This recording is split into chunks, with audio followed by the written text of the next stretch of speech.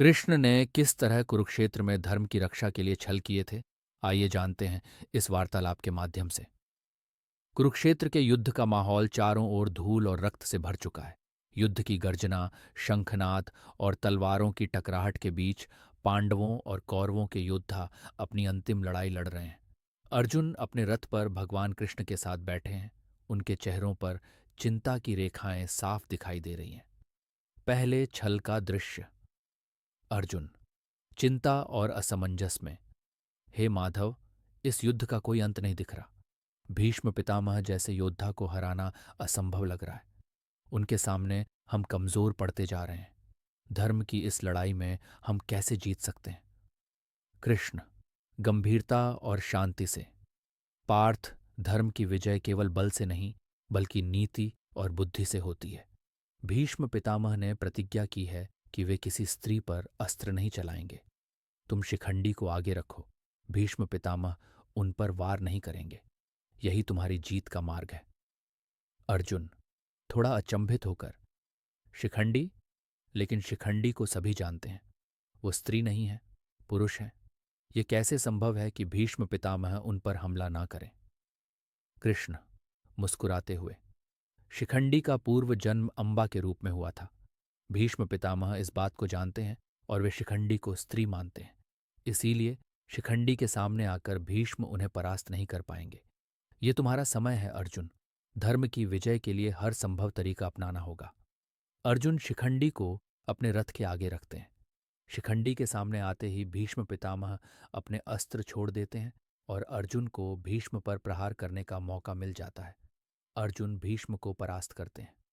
दूसरे छल का दृश्य। अगले दिन युद्ध और भीषण हो जाता है। गुरु द्रोणाचार्य पांडवों पर भारी पड़ रहे हैं। उनकी रणनीतियां और युद्ध कौशल कौरव सेना को और शक्तिशाली बना रहे हैं। अर्जुन हताश होकर कृष्ण से मदद मांगते हैं। अर्जुन गंभीर स्वर में, हे केशव, द्रोणाचार्य को रोकना असंभव लग रहा है। उनका पराक्रम और ज्ञान हमें पूरी तरह से दबा रहा है। इस युद्ध को हम कैसे जीतेंगे?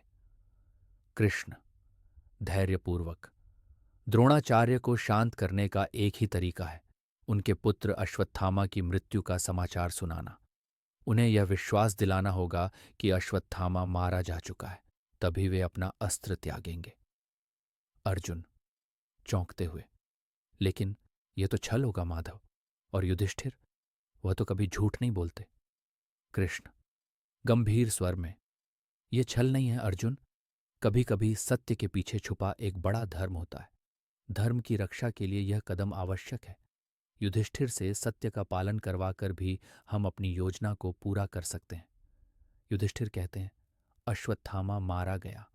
और जैसे ही वह कहते हैं कि वह एक हाथी था, कृष्ण शंख बजाकर बाकी वाक्य को छिपा देते हैं।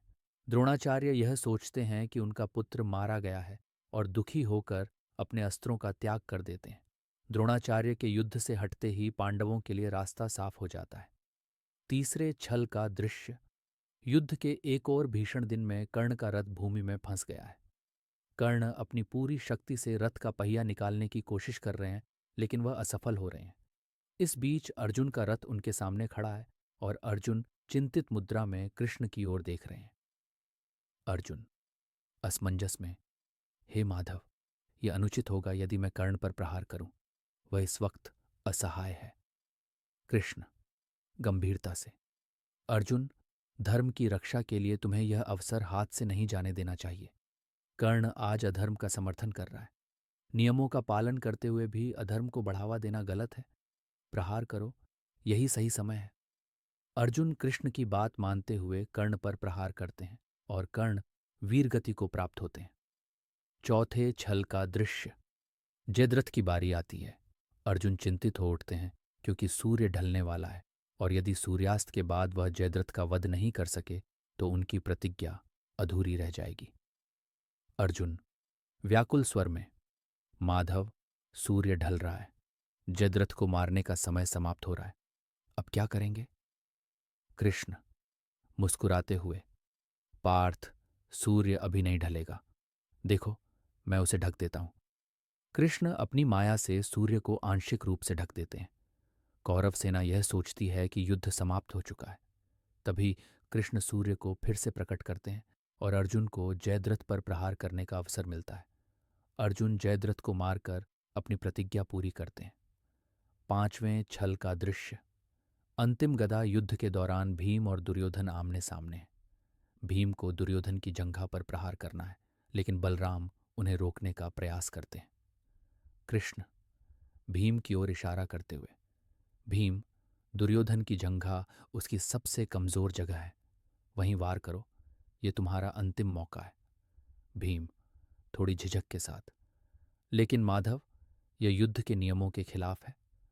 कृष्ण दृढ़ स्वर में, कभी कभी धर्म की रक्षा के लिए नियमों का उल्लंघन करना पड़ता है।